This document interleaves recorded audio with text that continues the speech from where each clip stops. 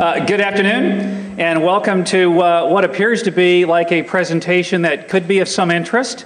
There's nothing like an absolutely packed room, standing room only, and starting several minutes early. So you, and each one of you, represent the respect that people in this community have for this gentleman to my left, Dan Kaminsky. Dan has been a very important thinker, obviously, in computer security over the last 10 years.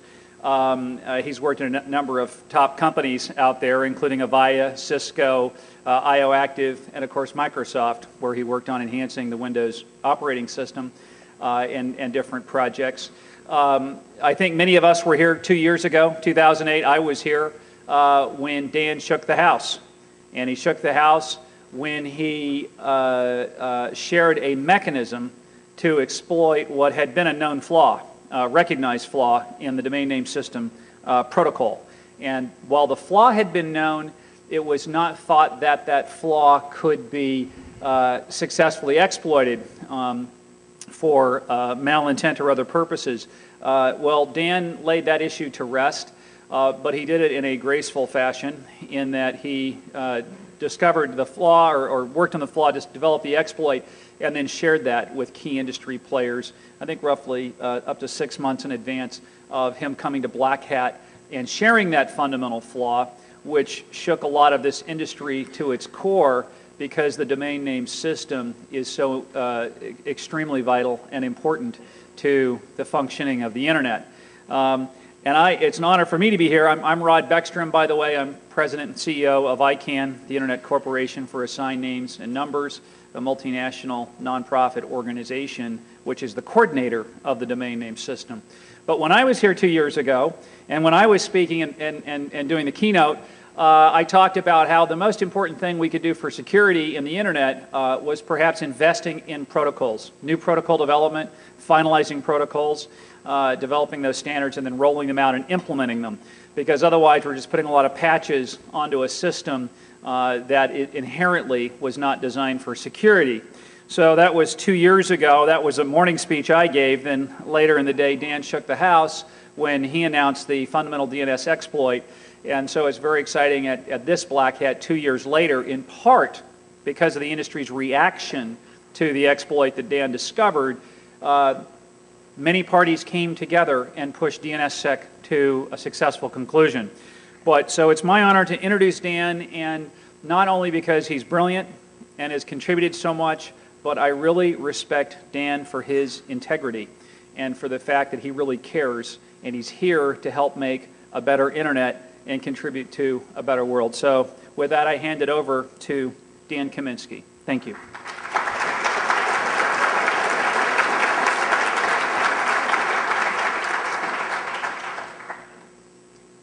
First of all, I do want to apologize to anyone who's here to see a bunch of stuff on web defense. Although we are out to defend the web, you know, the DNSSEC root was signed 2 weeks ago. If I'm going to give a DNS talk, it's got to be now. So this is now my 11th year speaking at Blackhat. I know a lot of you think that maybe I've got like a thing about DNS. Small one. This was not actually my original obsession. No, my actual first talk here was on SSH, the really popular platform for remote system management. My first Blackhat talk, believe it or not, was my first most successful. Code from that talk, the -D flag, is in every Mac and Linux machine on the planet. Someday, perhaps, I'll do something just as significant. So I've been kind of interested. Anyone here notice how excited I've been about DNSSEC for like the last 18 months? This talk is basically about why. So let's start with a very common scene in information technology. Oh crap, gotta log in to some machine at some customer.org site. And it sits there and it looks at you and says, you got a password? And you're like, man, I'm your vendor. Why can't I just tell you I'm your vendor and log on in? And, you know, wouldn't it be nice if I could just say, hey, I'm Dan at remotesupport.org, can I please log into root@somecustomer.org? Wouldn't that be nice if it just, oh, hey, that just worked. All right, well, I bet this required some crazy, complicated configuration on the server side. Oh, hey, that SSH server is configured to allow Dan at remotesupport.org to log in. And that's all the configuration it took. What is going on here? My friends, we live in the future. For the last 18 years, people have been trying to secure the DNS. Believe me, I get a lot of credit, but I did not even do a tiny iota of the work here. But they did it. Now it's our turn to secure everything else. DNSSEC offers us the ability to build some things in security that we've never had the ability to do well before. But I get ahead of myself. There are 5 audiences for the talk that I am going to give now. They're the user, they're the buyer, they're the builder, there's the breaker, and there's one more. If you're a user, you're just someone, watch stuff, maybe you're here hanging out, learning what it's all about. I know you're out there. We're here to build what I call the domain key infrastructure. The domain key infrastructure, what it means to you is that when you receive a mail from your bank, you're actually going to know it came from your bank. We've been promising this to you as a security community for 15 years. We got to deliver. I apologize to you. We should have done this a long time ago.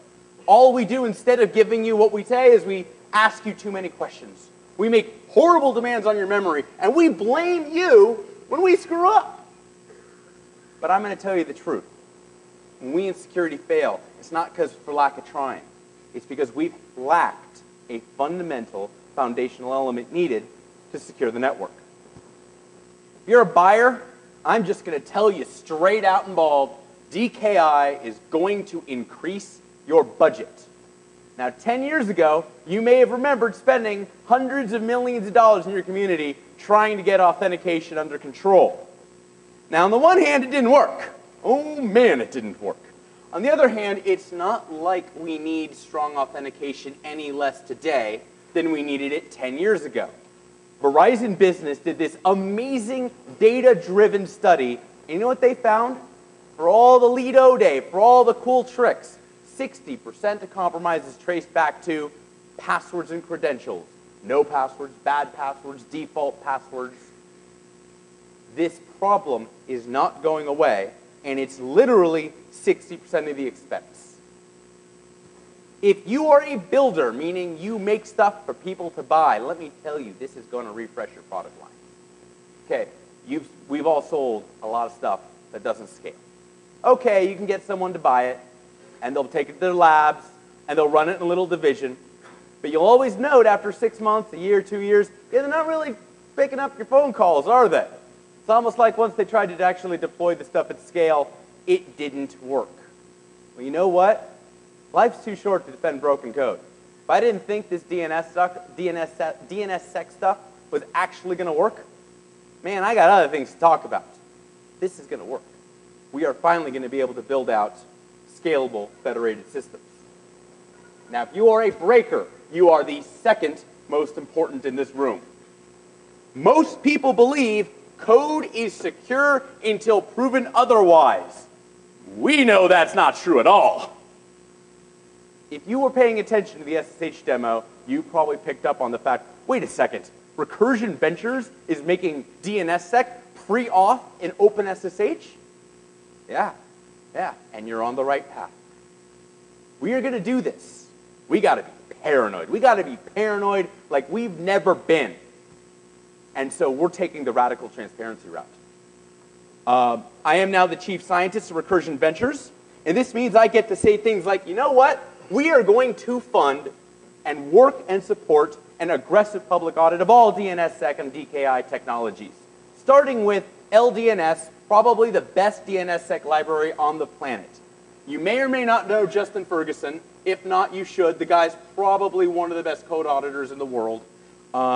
He is auditing LDNS for us right now, and we are going to release his report completely, openly, and publicly sometime in the next couple of weeks. NLNet Labs is the author of LDNS. They love it. They are completely supportive and are totally backing this operation. You know what? We have a latency issue in security. We don't find the bugs during development, during early adoption, even during like the standard, spread. But man, once this stuff gets popular, we show up, we're like, oh yeah, that's really broken. Okay, I don't want to wait 25 years for the next DNS bug.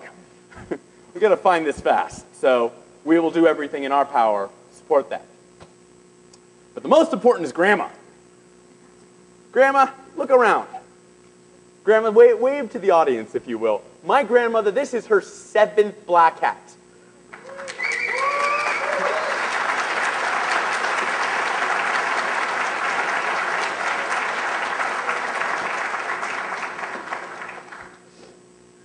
Gotta say, Grandma's been at more Blackhats than you for almost all values you. And she has brought cookies, so feel free to have some of our family cookies after. So what are we here to do? First, we're here to explain DNSSEC. It's not actually that complicated. Second, we are going to deploy DNSSEC on stage. It is going to be the one live demo I'm going to do here. I will taunt the demo gods but once.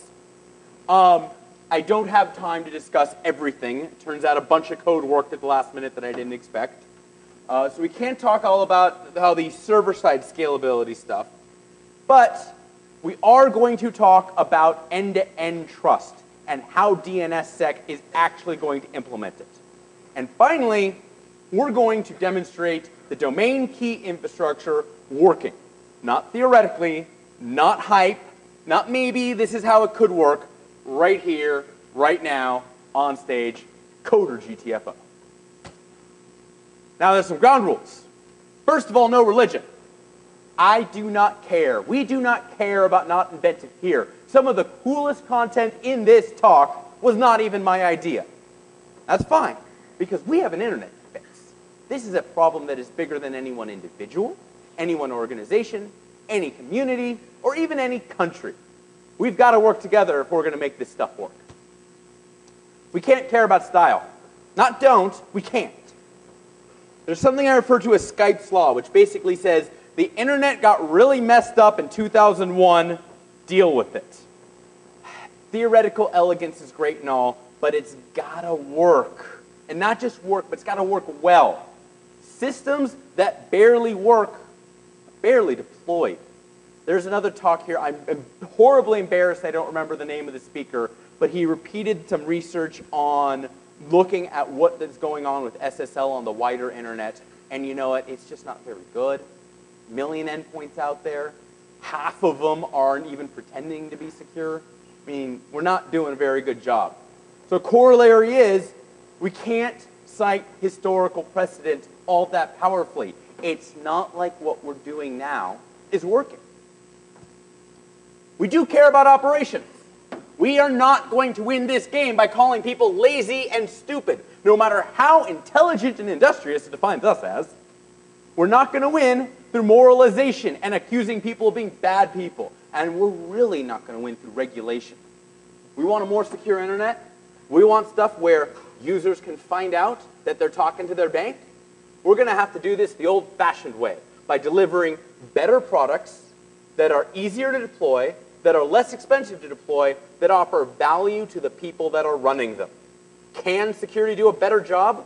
Let me tell you, this password situation we have is a mess. If we can't do better than this, we're just not trying hard enough. So, timelines. 18 months ago, we were very loud and said, yeah, this DNSSEC stuff is a train wreck, implementation-wise. You know what else we said? It's going to get better. The protocol is actually okay. Now look what we have 18 months later. We have products, a lot of them. We have a lot of open source products. We have a lot of commercial servers. We have a lot of managed service providers. This is not a sales pitch. This is a market description. There is a robust market of companies out there building solutions around this stuff. There's a lot of skin in this game. Now you might say, why does this matter? Well, because I'm out here telling you this is a technology that you can base major aspects of what you're trying to defend upon. If I was out here saying, trust me personally, you know what, I'm some guy. I'm some guy who's up to some interesting stuff, but I'm still some guy. It matters that there is a healthy range of suppliers. This technology has some legs. Now what I am here to do is tell you not simply what other people are doing, but tell you where this technology is going on the 6 to 18-month time scale. So first off, let's begin by talking about DNSSEC itself. You know, it's not that complicated. You ask a question, you get an answer. Or you ask a question, you get a referral. So you go to Alice and say, what's Jenny's number? Says, ask Travis. You go to Travis, say, what's Jenny's number? Says, ask Charlie. Go to Charlie, ask Jenny's number, 876-5309. It's really not that bad.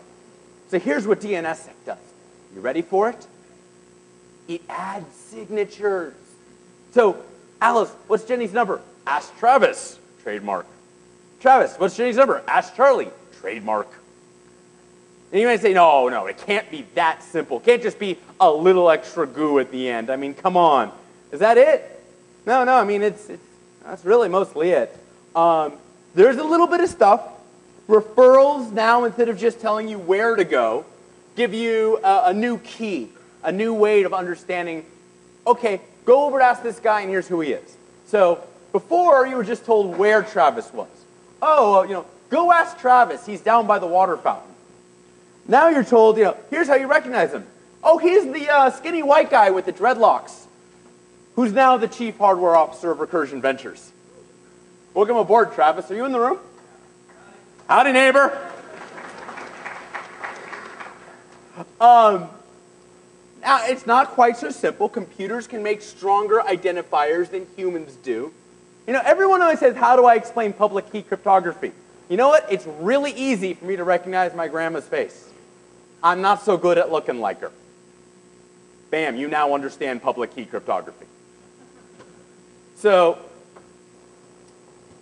there is some magic here and there. Saying Jenny has no number has some magic. This is what's called NSEC and NSEC 3. And time is involved. So, referrals will only last a certain amount of time and so on. And keys can lead to other keys as well. Some of the magic is optional. A lot more than you'd think. When you hear DNSSEC is complicated, it's because someone thinks the magic's not optional. Now, all of the magic can be implemented in an easily deployable manner. The easiest is have someone else do it. Go to a vendor, get a magic box, go to a managed service provider. However, I don't want anyone thinking you have to do this because the technology is a mess, because it's not. So here's what we're going to do. We are going to taunt the demo gods and we are going to deploy DNSSEC from scratch on stage. Let's do this thing. All right.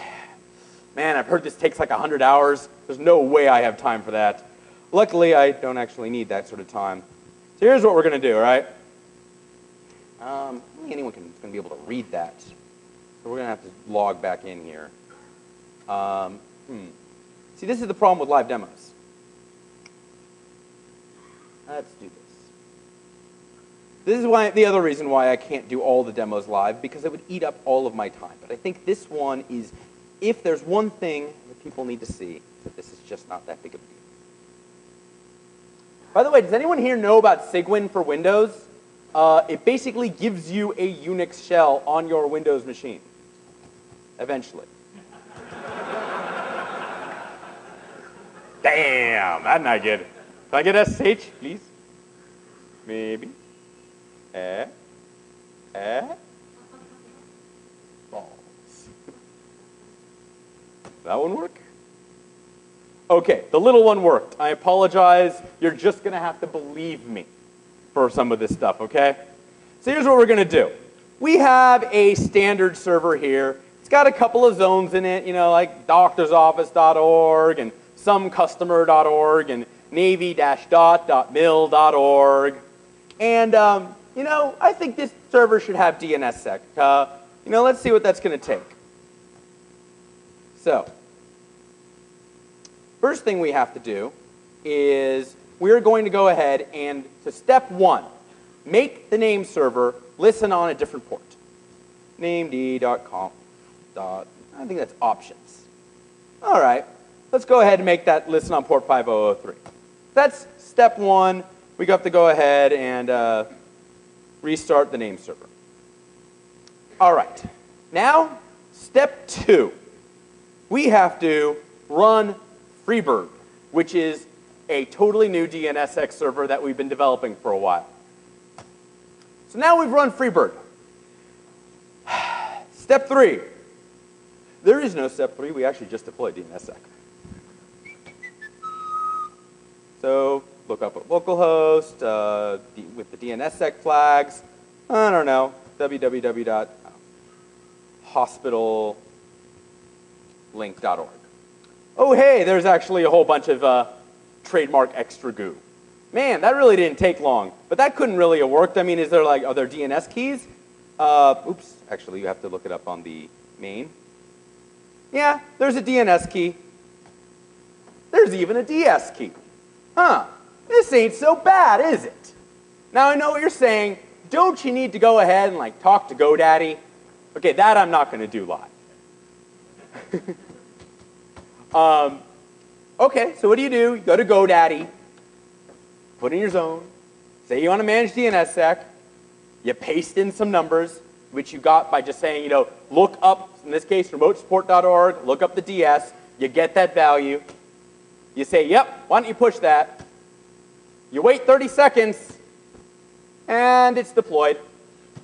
And there it is, and it worked. And you just deployed DNSSEC in 2 minutes.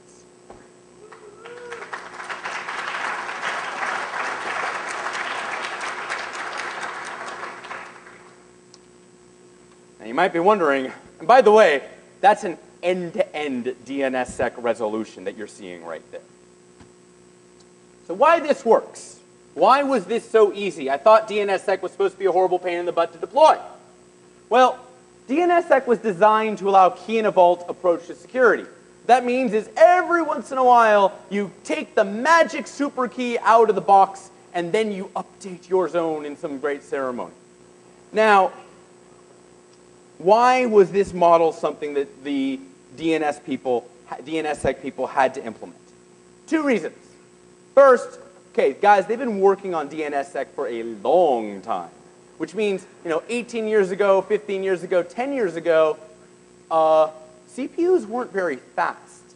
If you wanted to be able to do a high processor task, you had to have a lot of CPU available. And so you didn't want to do this, oh my God, I got a DNS request, let me go ahead and spend 100% of my CPU for 5 seconds. You had to do it all in advance. So that was the first reason. And the second reason is that DNSSEC needs to support systems that operate at scale. When you wonder why VeriSign hasn't signed .com yet, guys, .com is enormous. And they've really needed to push a lot of this stuff to its limits. So that's kind of why DNSSEC needs to go ahead and have offline signing and a lot of the complexity that you might have heard of. But the thing is, offline signings were really expensive, just in terms of the operational contortions that one has to go through. Now, there's been a lot of work to automate this stuff with cron jobs and so on, but it remains complex. Freebird is an online key signer. It doesn't know anything about some larger zone list of names, big pre-computational phases. A request comes in, it's looked at, says, you want the signature for that name? Well, let me go see what the value is for it. Okay, here you go. I'll sign it on demand. Now, we did not invent online key signing. SSL, SSH, IPsec, most, in fact, network protocols have their cryptographic keys online just waiting to sign stuff. There's a bit of religion here, but I don't care about religion. I care about what operationally works. And in most protocols, what operationally works is having the key online, and if you don't want someone to extract it, you put it in a really good box called a hardware security monitor, or HSM. Now, there's been quiet but very visible support for online signing dotted throughout the RFCs. Thank you, Ben Laurie. We're not the only implementation that is doing online signing, which we found is much easier to deploy. Bert Hubert's Power DNSSEC does it as well, but we do have one kind of neat thing. Yeah, we're a bump in the wire. We're a proxy. You want to have your entire DNSSEC framework running, DNS framework running just like it always has, but oh yeah, throw some DNSSEC in front of it while you're at it. No problem. There's nothing operations likes better than minimal disruption. There's no configuration. You didn't see me provide some big list of arguments to Freebird. I was just like, hey, go proxy that thing listening on 50053. That'll be great, thanks. Our present implementation is a UDP port forwarder. So it goes ahead and just uses full-on application layer forwarding. We're actually building a mode using what's called the Linux mangle table. And this will allow the back-end name server to still see the original IP addresses. However, its responses will just magically inherit signatures. Now, one of the things I said early on was what we did to fix the DNS bug 2 years ago was a Band-Aid. Someday, DNSSEC is going to have to be as easy to deploy as that patch was. Now, this isn't quite as easy to deploy, but man, it's pretty close. Freebird's fast. This is not because of me. This is because the Linux kernel developers, libevent, and especially Niels Provost, are badasses. Check this out. We were talking earlier with some guys at VeriSign. Not so long ago, their entire operation hosted 60,000 queries per second in 400 lines of code on now modern hardware. A libevent-based DNS server a single libevent-based server will handle the entire load that VeriSign as a company used to have to deal with. That, my friends, is pretty crazy. Now, we're not going to be at full 60,000 queries per second because we have a back end to speak to and so on. But without any tweaking, Freebird as a proxy does not seem like it's taking a particular amount of load. It seems to be a couple orders of magnitude fast, at least an order of magnitude faster than the basic servers we're dealing with now. Freebird caches. The reason why it is, so what we do is this. Anytime a request comes to us, we have no idea what the response is going to be. Because there's no reason when you ask the same name server the same thing twice, it has to give you the same answer. So we always pass something to the backend. Backend sends something back to us. We're like, hey, wait, have I already signed this answer? And if so, we don't go ahead and re-sign because that requires computation. We pull it out of the cache. But the actual answer, the actual content, is always under the control of the backend. They might say, well, Dan, why is that a big deal? Well, because you may not have noticed, but most of the really big sites nowadays use content delivery networks and dynamic DNS determination. If DNSSEC meant you had to completely re-architect the way your high-performance site used the internet, you won't deploy DNSSEC. And you know what? I want people to be able to deploy DNSSEC. So that is why we took this particular path. I don't care what you're hosting, we'll sign it. So, it's open. Why is it open? Because let me tell you, you just re-implemented anyway. You might as well use our code. We should have the code out today. We don't because I've been working on mad crazy demo stuff. If you send an email to info@recursion.com, we'll send you a preview copy complete with horrifying remotely exploitable flaws. The actual code should be out in a few weeks, complete, of course, with Justin Ferguson's pen test report. But remember, what we're talking about here is on the 6 to 18-month timeline. This is where things are going, not where things are necessarily at. Now, Freebird does a lot of things I don't have time to talk to you about today. There's a whole bunch of obscura in the DNSSEC realm which you may want to know about. In fact, you may have some axes to grind. Well, how do you handle non-existent records like NSEC stuff? How do you tunnel trusted records to registries when the registrars? By the way, there's this thing in DNS about registries and registrars and registrants. They love the prefix regist. It's really weird. I am not going to hit you guys with that. You'll walk out. Questions like, how do you handle rollover and expiration? How do you keep clocks in sync? This is actually a fascinating problem. And if I had 2 or 3 hours, I'd love to go over it with you.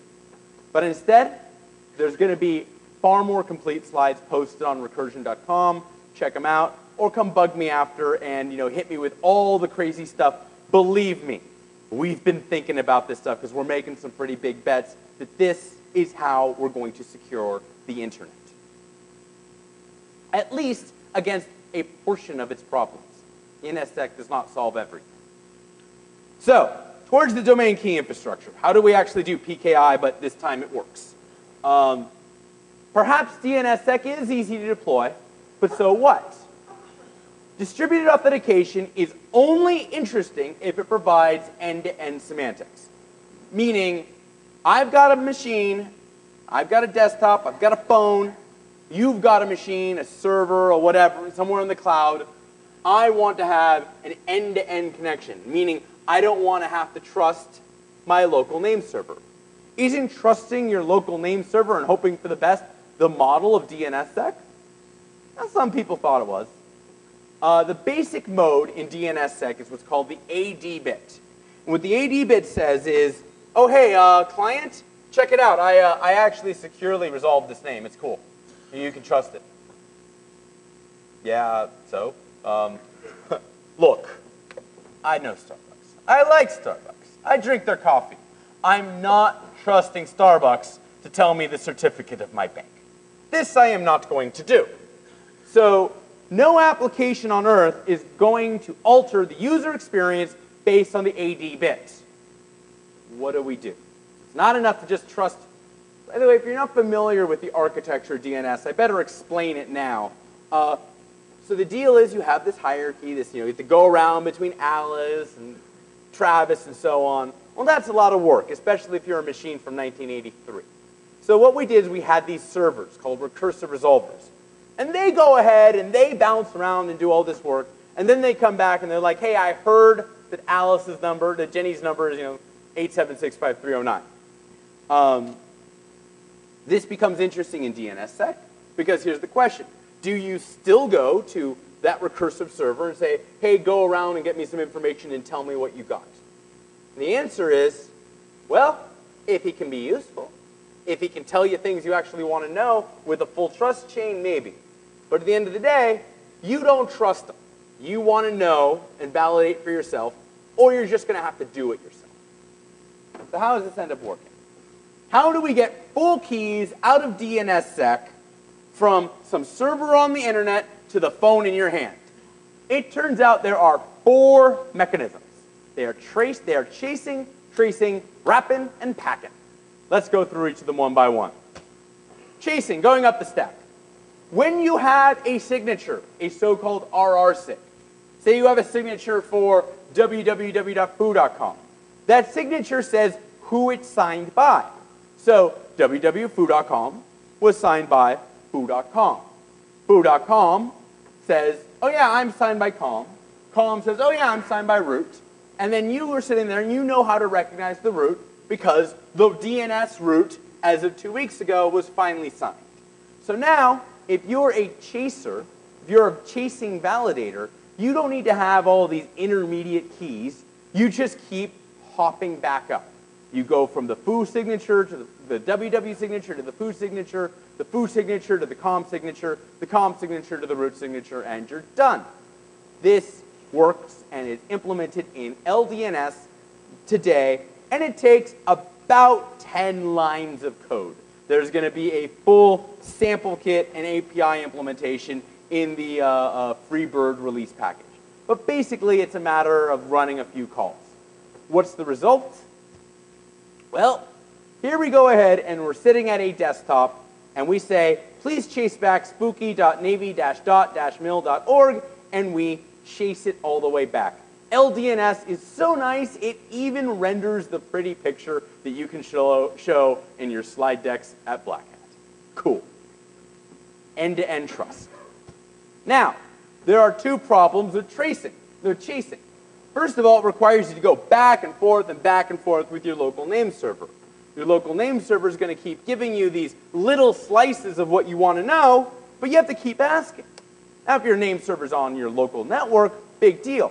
But say you're using OpenDNS or Google DNS, the distance between users and their servers is increasing. It's getting slower. And as Paul Vixie says, there's no way to make this faster without patching the speed of light. And that's not happening anytime soon. So, what we've been working on is something that I call Super Chase. And in Super Chase, the actual technical description is that you set not just the CD bit, checking disabled, to 1. You also set what's called the RD bit, the recursion desired bit, to 1. And what happens is when you do both, the server says to you, oh, you're looking up www.foo.com. Hey, why don't I just send you all the records that get you all the way to the root? The server has to know anyway, because it has to go ahead and have that list in order to do its own validation. Why doesn't it just send it to you? And so that's actually what we're looking at, and there are some neat facets for how it'll work. It actually requires effectively no protocol modifications. It's very nice. What's less nice is that there are very non-compliant networks out there. The basic functionality that is supposed to be in your local resolver to allow you to get even the first hop of a chase train. Yeah, it just might not implement that. It might be some little box in a hotel. Man, there is nothing worse than a hotel network. You're lucky you can like browse Google on that stuff. Local network might block traffic. And this is, in fact, your problem. Why? Because it comes back to the ops guy. You have some user who's depending on DNSSEC working. They show up at a hotel, and the network doesn't work. You know what they do? They call the help desk. You know what that does? It costs money. So, ops is king, and if we don't deal with this, hey, you know what? They'll just not deploy the stuff. So what's our next approach? Tracing. Tracing, now look, in chasing you start at the bottom and work your way up. In tracing you start at the top and work your way down. If this sounds like exactly what a normal DNS recursive server does, it's because this is exactly what a normal recursive server does. It just so happens that the NLNet guys took their name server built on LDNS called Unbound, and they said, what if we made lib unbound? What if you could take an entire name server and pack it into a little library that could be called by any application sitting on your phone? This is actually kind of cool. Instead of 8 lines of code, now we're down to 3 lines of code. Basically, you create a context, you add some trust anchors, and you call. And it just comes back and says, oh yeah, I got that, here you go. And you get a very nice API as a programmer to build this into your system. Now what's the problem with tracing? Well, the biggest problem is it entirely bypasses local cache. This increases the load on the root and on the TLD servers. Now, if the cache is really long-lived, if they're very careful about it, maybe this could be only mildly bad. But there's always a risk. Someone's going to say, oh yeah, every time you hit this button on the phone, the root gets pinged. And then the root melts down in a fiery explosion. So let's not do that. This, by the way, was the problem with DNS curve. Dan Bernstein's brilliant. And people act like I had some kind of thing against Dan Bernstein. Do you realize how hard I lobbied for his 1999 fix? Like, seriously? It's been like hours. Like, nope, can't do this one either. Doesn't work. Got to do what Bernstein said. The problem with DNS curve is if you want this sort of end-to-end trust, and believe me, I'm just not interested if I don't have end-to-end trust. I'm not trusting some random box at Starbucks. Then you need, in DNS curve, you can't use the local caches. You have to repeatedly trust some other host and go to the root, potentially. My answer to that was, no, I can't do that. So the other problem is middle boxes. It's not like they're going to be very nice to you just because, you're not talking to, so the same middle boxes that interfere with chasing will interfere with tracing. This isn't theoretical. I was at a hotel like 3 hotels ago. You got a problem when you define your life in terms of how many hotels ago it was. Yeah, those middle boxes, they'll do terrible, terrible things. Just show up on a network. Who knows what's going to get through? So I keep talking about Skype's law, and it occurs to me, what about DNS over HTTP? It's not a complicated suggestion. Instead of doing DNS over UDP packets that might get intercepted, what if we go over the Universal Tunneling Protocol, HTTP? If the net was frozen in 2001, let's use the one protocol that was not actually frozen in 2001. Now, I know what you're thinking. You're thinking, Dan, you and your tunneling. Yeah.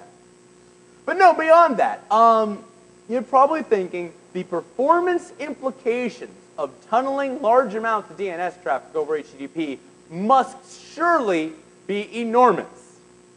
And by the way, I mean, this is implemented. This isn't a theoretical thing. It's in the Freebird server now.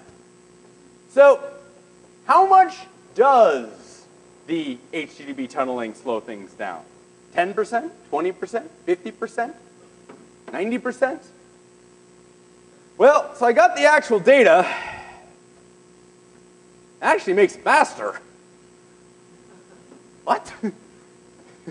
Yeah, apparently DNS over UDP, you'll get like 3,300 queries a second on this little box. DNS over HTTP, you'll get 3,900 queries per second on this little box. So it ain't slower, might be faster. Now Paul Bixby thinks I'm wrong. Like says, no, Dan, on big I internet, this can't possibly be the case. And he might be right.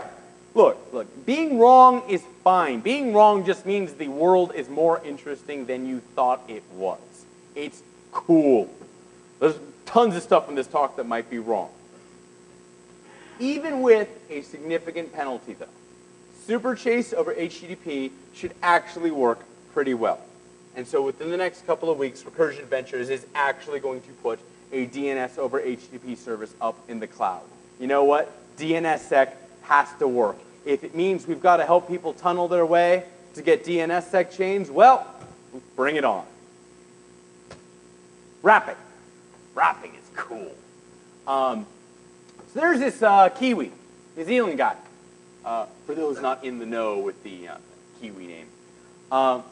Brett and I basically sat on the phone for about an hour and a half. And Brett's a real skeptic about DNSSEC. So was I. So we got along well. And Brett says to me, you have to be willing to separate the content of DNS from the transport of DNS. I'm like, that's actually a very interesting observation. So this led to an interesting concept. When you connect to a website, a secure website, the certificate is delivered to you over SSL, and you can sort of trust it. We basically had to deal with the realities of SSL certificate authorities, where they're a little bit hard to work with, and their security value is limited because there are potentially hundreds of them. They've sold off the rights to issue certificates, thousands and some unknown thousands numbers of time, and you can't exclude the bad guys. If you, at the end of the day, VeriSign gives you a domain for a certificate, so can GoDaddy. So if you want more details on what's wrong with X509, I'm not going to recapitulate my talk from last year, but there's a reason why we're not all using certificates every day. Turns out, X509 can carry the DNSSEC chain. Look, SSL already moves X509. Might as well put some DNSSEC inside, giving us DNS over X509 over SSL. Take that, hotel mini boxes. It turns out this is not just a very powerful way to get through networks and get the DNSSEC chain out through any kind of firewall. It also is really fast because you're basically inlining the trusted information. Only before the trusted information had an indefinite number of forms. Now it's just give me the DNSSEC trust chain, period. Implementing this requires two things. First, you have to actually extract all the necessary records. This wasn't too bad. I got that working. But taking this morass of key material and saying, please draw a graph through it all so that you end up with this information get back at the root. This takes some work. LDNS keeps thinking it can go off and talk to the network. I want to just use the key material that I gave it, or throw it all away. So I'm still working on it. Nothing really I can do. But you know what's a totally different option? Well, you could just be Google's Adam Langley. Who's Adam Langley? Well, Adam Langley is one of the engineers working on Chrome. You know what I got this morning? I got access to a custom private build of Google Chrome with DNSSEC embedded. Yes. So here we have a site, and this site's online now, dnssecexp.org. The lock is there, the text is green. When you look at the cert, there is in fact DNSSEC material embedded. Now, I want to give a caveat. This is an unofficial private build of Chrome. Google is not at all committed to DNSSEC, DKI, or X509 certificate embedding. This is just Adam and I seeing what's possible. That being said, this is awesome. Google Chrome, DNSSEC, yes. And now I think it's good to start talking about actual applications. So where do we start with implementing domain key infrastructure? Well, we started this talk with FreeShell. FreeShell is federated identity for OpenSSH. It is based on the idea that you shouldn't log into a server with your public key. Your public key is a mass of random bits. You should be able to log in with your identity, or at least your email address. What ends up happening is the authorizer, in this case a text file called authorized keys 2, but it could actually be an LDAP backend as implemented by FedSSH.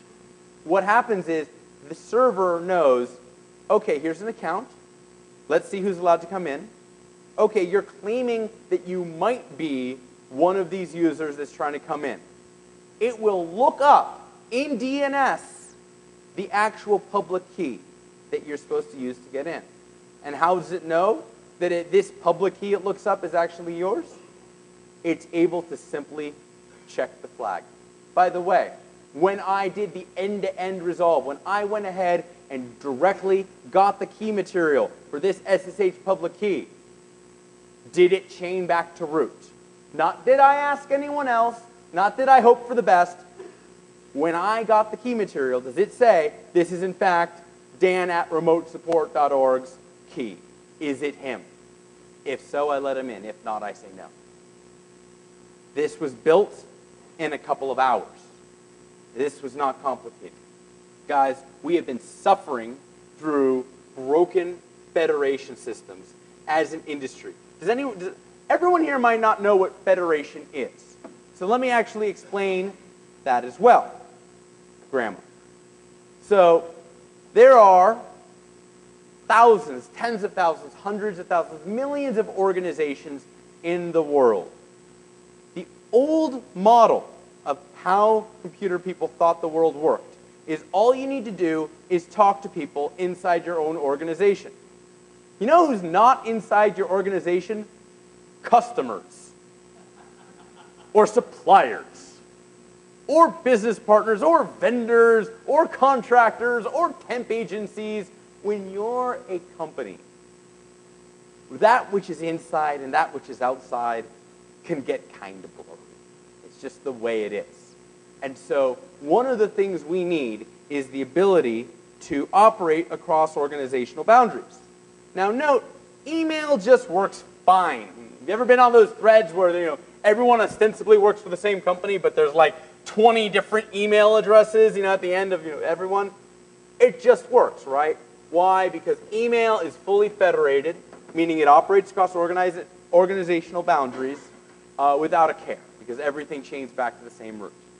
Now you want to encrypt anything and things go to heck because we have no key material. But you want to just send messages, it works. Federation at its core is about being able to interoperate and interact with identities outside your organization. When I showed you that SSH demo at the beginning, what I was showing you is there's a customer, and he's got a network, and he's got a device on that network. And that device on that network has no idea who you are as Dan, or as Bob, or as Jim. It doesn't even know who this remotesupport.org company is. But you know what it knows? It knows, hey, I got to trust someone from there, and I can go to DNS to find out if I'm actually speaking to them. Done. This did not take a lot of work to implement, but it is actually fairly revolutionary. Here's why. There are 3 choices in normal federated systems. The first choice is called end-to-end complexity. This means is every company needs to do explicit negotiation with every other company to figure out just how much access they're going to give each other to information. And it's miserable. It's utterly miserable. It is very expensive. And it leads to a very precise outcome. I believe that if you're going to make claims like I've been making, you have to be able to show examples. On Gmail, if you receive mail from PayPal or eBay, the email looks different. Well, that's nice. That's 3 companies that have a relationship. That's about as far as our present-day technology has been able to get us to scale. End-to-end complexity got us 2 to 1. How do we get the rest? Well, the next option is the risk of kingmakers. In kingmakers, one group is trusted by others as the identity manager, and everyone's got to hope that guy doesn't turn into a crazy taskmaster. Give you a hint. He always turns into a crazy taskmaster. Final thing is what's called key bleed. This is what's happened with the certificate authority system. Effectively, there's a bunch of people with equal powers over assigning keys. One guy wants an advantage over the rest. The security level drops little. Now, one guy wants an advantage over what's remaining. Security level drops little. It's a race to the bottom. Whether or not people have the best of intentions, give it 15 years, and it's going to be broken. So that's kind of how Federation has been failing us thus far. What is interesting in DNS, what is interesting in DNSSEC having a root, is we have a 4th model. We refer to it as the silent overseer. ICANN is a very interesting organization. And by interesting, I mean totally and utterly constrained by a huge number of external political constraints and actual straightforward technical limitations on what they're able to do. Now, that's not saying they can't do anything, because they can and have done tremendous things. Like, for example, shepherding the actual root getting signed. But if you compare the powers of the normal master roots out there, and then ICANN, man, I know which one I want to have to worry about. I'm going to worry about the guys who can't act to hurt me. So that's what's interesting. That's what makes domain key infrastructure so powerful. It is federation that will actually work. So what do? Do we add LDNS or libunbound to every package out there one by one? Oh, you know, eventually, possibly. Maybe the operating systems will actually give us some functionality, give us some inherent caching. But what do we do in the short term? I don't want to write patches for everything. On Linux and Unix, SSL is handled via OpenSSL. And OpenSSL has a single function called X509 verify cert. That is a nice and self-contained library call. One function, one position. This is what says whether an SSL connection has been accepted or not. Could we do something with that? Yeah. We can build something called Freeload. Freeload is a DNSSEC verification engine that can actually be applied with no code modifications to pretty much every app on Linux and Unix through the LD preload functionality. There is prior work here. Russ Mundy at Sparta has done some tremendous work with LD preload using what he calls libval-shim. Excuse me. There it is, libval-shim. Libval-shim also goes ahead and runs in front of applications and says, oh, you're doing stuff, let me DNSSEC that for you. But what libval-shim does is it DNSSECizes the DNSSEC operations. So when it looks up an address, when it looks up a text record or this or that. And so you can get a lot of assurance that the addresses you look up are safe, the IPs. There's lots of ways that IP addresses can be manipulated. I think 13 was the last count. It's a kind of an exercise you do with the kids learning security. Talk about all the ways to hijack an IP address. Very cool work for its time. The other thing that it did was Mundy's work was done assuming that the root would never be signed. Because frankly, for quite some time, it looked like the root would never be signed. So it doesn't do all the chasing and tracing and complicated stuff. It just says, I assume if I'm looking at foo.com, I know how to recognize foo.com. Freeload is different. First of all, it does chasing. And second of all, it operates at the precise layer for the precise applications that are attempting to achieve end-to-end trust.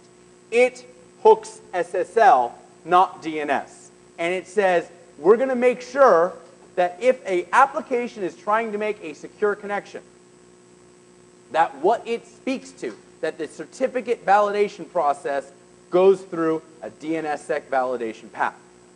So, what does this look like? Here's curl without freeload. Curl is going to go ahead and it's going to try to connect to https://hospitallink.org, and curl is going to vomit a huge amount of error messages at the screen, and the last thing the user sees is the last line that says, use the -K or -- insecure option.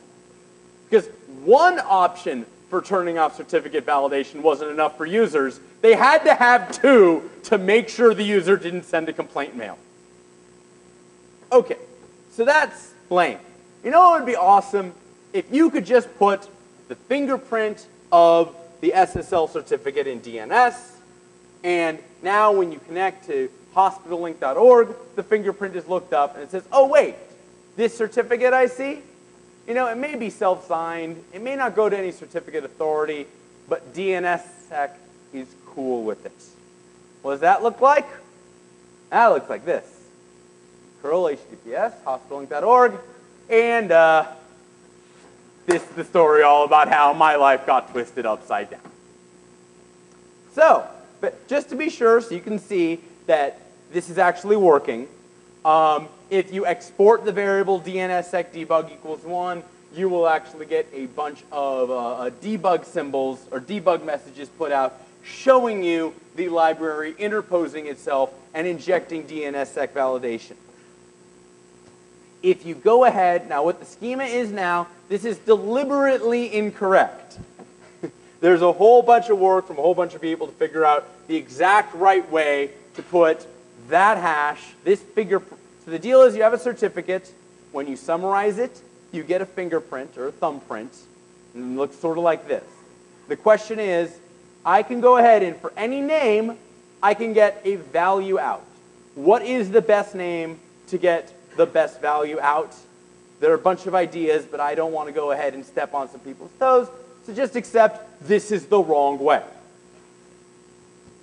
So, if we go ahead and we break the actual thing loaded in DNS, just to demonstrate, what we see in curl is curl stops working.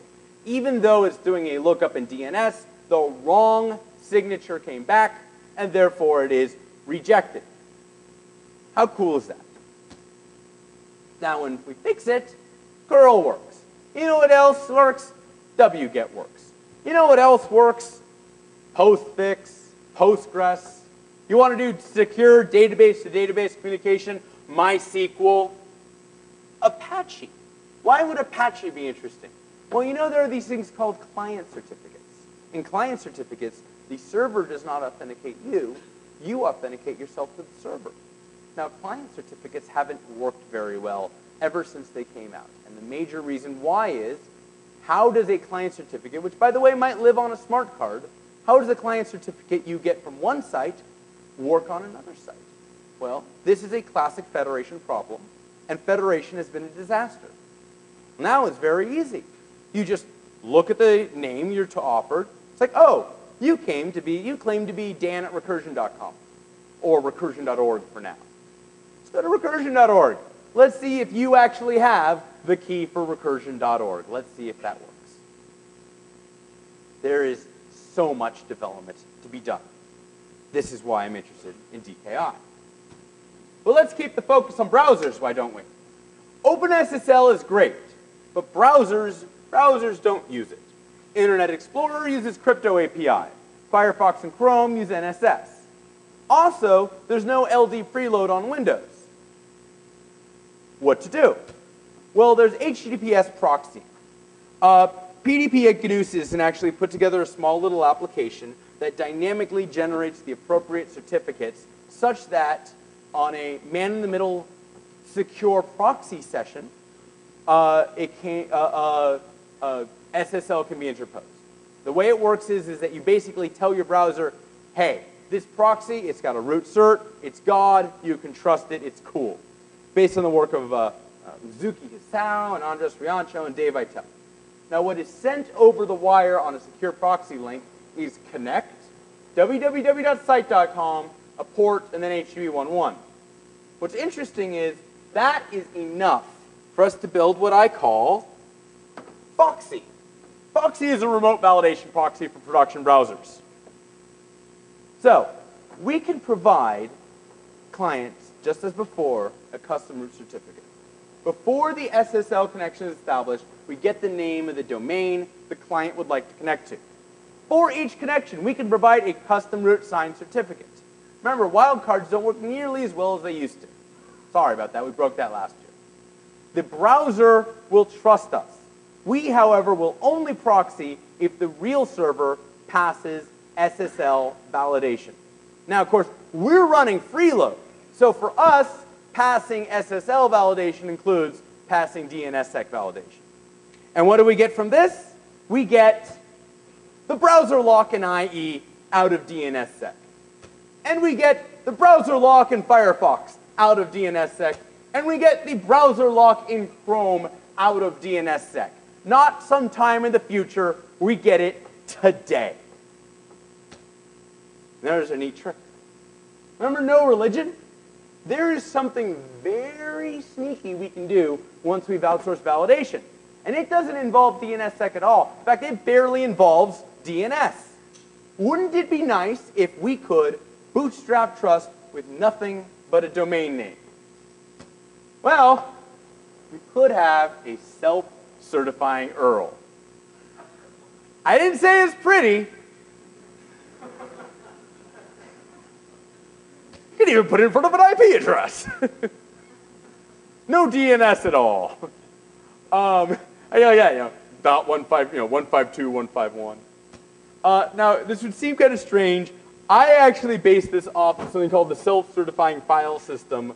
Some other guy came up with a very similar idea in 1999.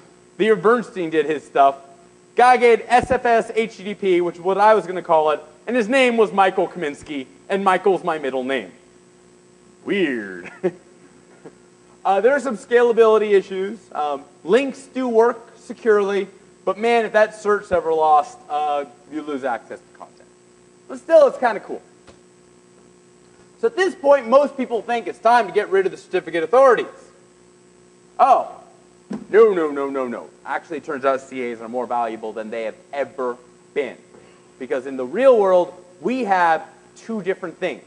We have domains, bankofamerica.com, procterandgamble.com, yahoo.com, and there are brands. Bank of America, Procter and Gamble, Yahoo Incorporated. Brands are a closed namespace, meaning if you have Yahoo O or Yahoo Dash, guess what? That's still Yahoo, and a court's going to shut you down. So brands are closed in a way that DNS technically cannot implement, but certificate authorities can, and certificate authorities have. They've come out with a product called extended validation. And what extended validation involves is actual people in actual jurisdictions all over the world saying, yes, this group that calls themselves Bank of America are actually Bank of America. And then you get a green bar, and then you get a thing that says Bank of America Corporation and a country. And this is good. but not perfect. 2008, Adam Barth and Colin Jackson come out with Beware of Finer-Grained Origins. Very nice paper. 2009, Mike Zussman and Alex Sodorov do it 100 times better and basically implement what's called SSL rebinding. Their basic concept was, hey, if you have a site with an EV certificate, it gets a green bar. But if at time A, content is loaded from the good cert, the big cert, the expensive cert, and at time B, content is loaded from a not-so-expensive cert that happens to have the same name, the content streams will mix. And you will get attacker content from a bad cert, from a cheap CA, that is going to interfere with the good stuff. And there was no fix. There was nothing that the industry could ever do about it. Till now. DKI actually fixes this issue because of what's called the exclusionary property. DKI is built on DNSSEC, DNSSEC is built on DNS, and DNS excludes. When your DNS domain is registered through eNom, GoDaddy cannot interfere with it, but when your X509 certificate comes from VeriSign, GoDaddy can interfere. It can issue a second cert. DKI by its very nature allows you to not just say, this is good, but this is the only good. If that only good certificate happens to be the extended validation one, well, we're cool. It's good. Nothing else will work. Now, what about the so-called invisible domains? Your average website is hosted from lots and lots and lots of other subdomains. What about those things? How do we deal with that? Zussman and Sodorov actually showed if you break one of the invisible domains, you also get compromised. Well, DKI deals with this two ways. First of all, we make it really easy to deploy SSL even on content distribution networks. If you've got a server with 100,000 domain names, guess what? Your name server can be configured to every single one of those domain names, always return the same hash. So it's always the same cert. It just works fine. SSL just got way easier and cheaper to deploy. You want SSL everywhere? You make SSL 1/10 the cost of actual operational deployment. Second, exclusion works for those invisible domains as well. So once you have those 1,000 hashes in DNS, if a random CA goes ahead and tries to throw its stuff in, none of them work. Before we finish, don't stop me. I'll go no more than like 2 or 3 minutes over at worst. Before we finish, I do believe we promised to do something about email. Anytime I talk about email, everyone loves PGP. Fine. We'll go ahead and patch DNSSEC into PGP. So we're working on a package called FreeGP. FreeGP ports end-to-end DNSSEC lookups to GPG. This is what it takes to do it. Echo, foo, pipe, GPG, no default keyring, temp, GPG, random, encrypt, armor, auto key, locate, PKI-R, test at pba.org. If you were to type that in on the modified GPG engine, you will, in fact, get 0 prompting, 0 notification. It'll look up the key, it'll validate it by DNSSEC, it'll encrypt, and it'll be great. Why am I not showing you Thunderbird right now? Because, man, GPG does not want to be secured by DNSSEC. Among other things, you know PGP certificates don't actually name the email address that they're signing for? Now, I'm sure, John, that there's some very, very good reasons why this is the case. But let me tell you, when I see a signature, I can read it. You know what I'm reading? The person's name. This is not supposed... What, we're back in the days of X? So this is, for all sorts of technical reasons, it's a really big pain in the butt. In order to actually get this working, deep work is going to be necessary, either with the NIG mail or with like the PGP desktop stuff. Now what about DKIM?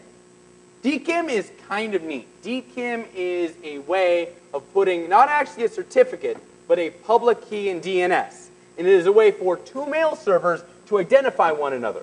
To say, oh, okay, you're sending me this message, and I know that you're actually sending a message for yahoo.com because you've signed it with the Yahoo key, and I looked up the Yahoo key in DNS.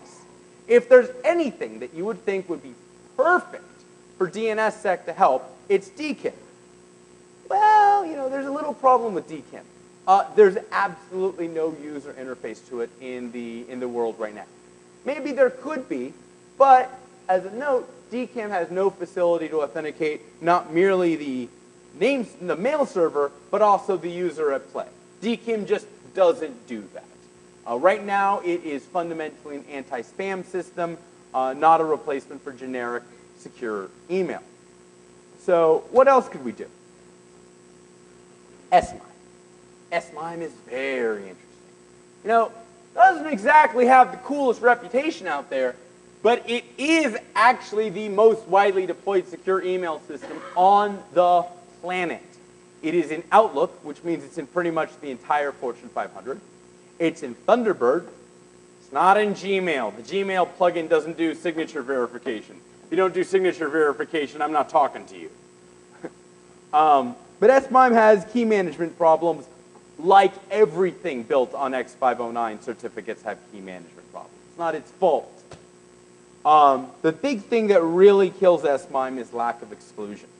You yourself may build a company that has the world's greatest key assignment system. Man, if you want a certificate from them, you have to go in, you have to prick your finger and deliver blood before they'll give you that pack of bits. Okay, that's cool and all, but the other guys that are just to do a DNS lookup, they can go ahead and issue a certificate too. And when they issue an email certificate, it looks just the same to everyone else on the rest of the internet. So it's the problem we had with SSL search for browsers, 100 times worse for email clients, and ultimately very few places have actually deployed the technology. So can we fix this? Literally, can we? Do we have the technical means? We were able to hijack OpenSSL because of LD preload.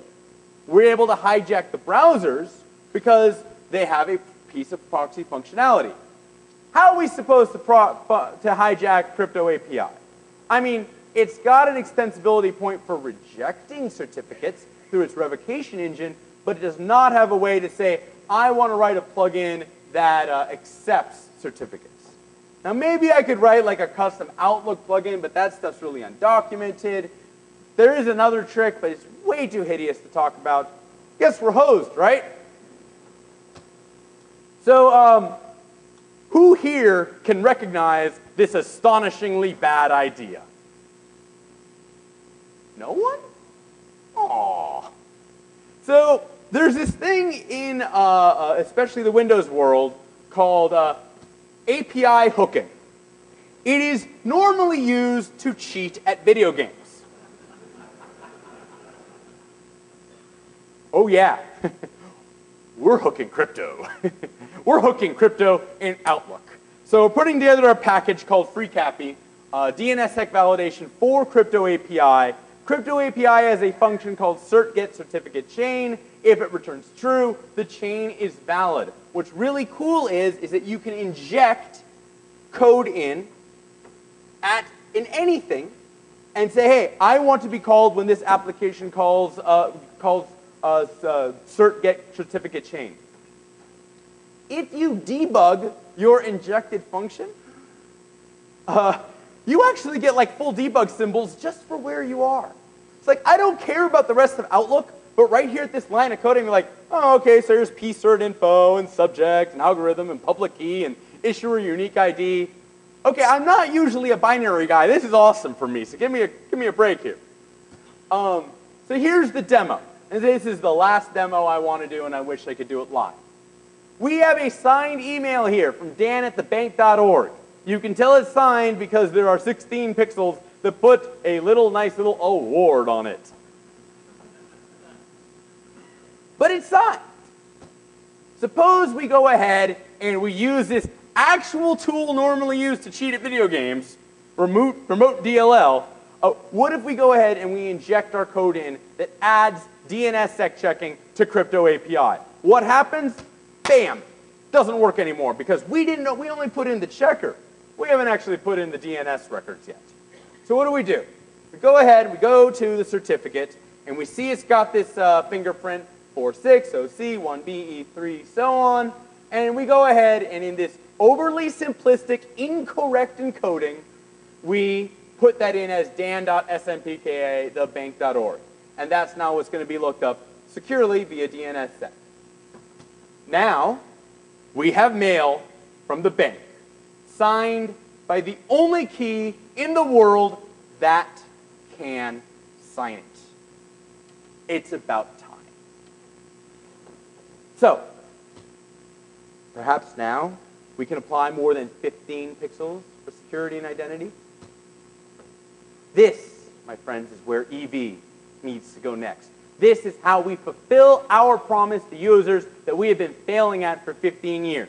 The user experience around secure email has been pitiful. Why? Because our confidence levels in what we've been offering has been tremendously low. If there's a signature, it could have been easy. If the signature is broken, whatever, it's probably a misconfiguration.